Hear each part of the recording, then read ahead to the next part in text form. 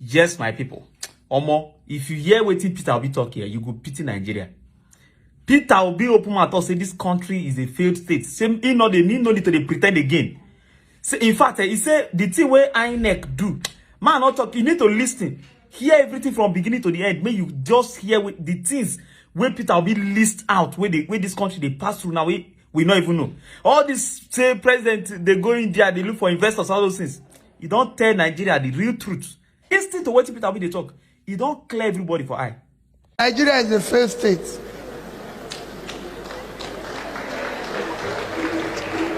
What qualifies you for a first state? Number one is when you're no longer in control of your territory. Nigeria is no longer control of its territory. I was to leave Enugu 6 a.m. this morning. I was told that I have to wait till 7:30 to drive to Nsukka because the road is somehow by the security agencies.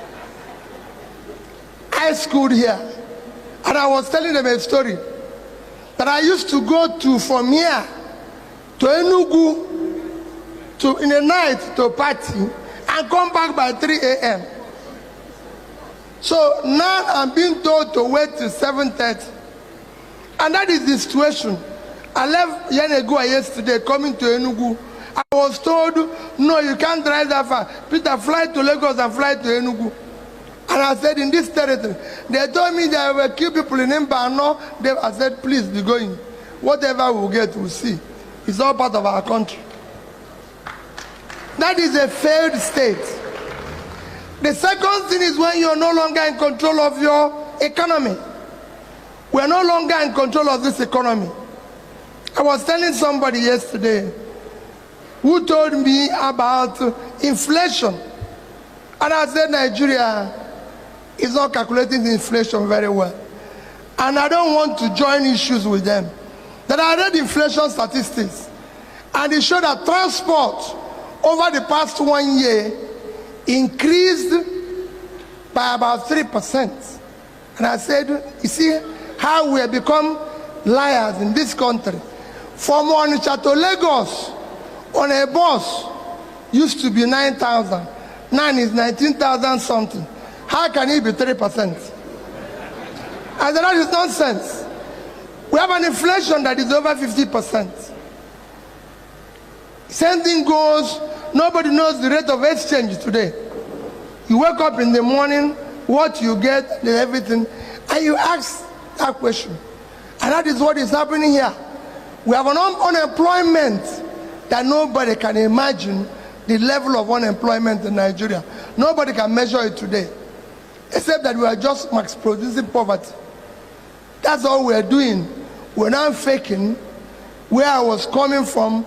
I told Bishop this, I said, Bishop, let nobody tell you there's oil still, people are stealing oil or there's illegal mining.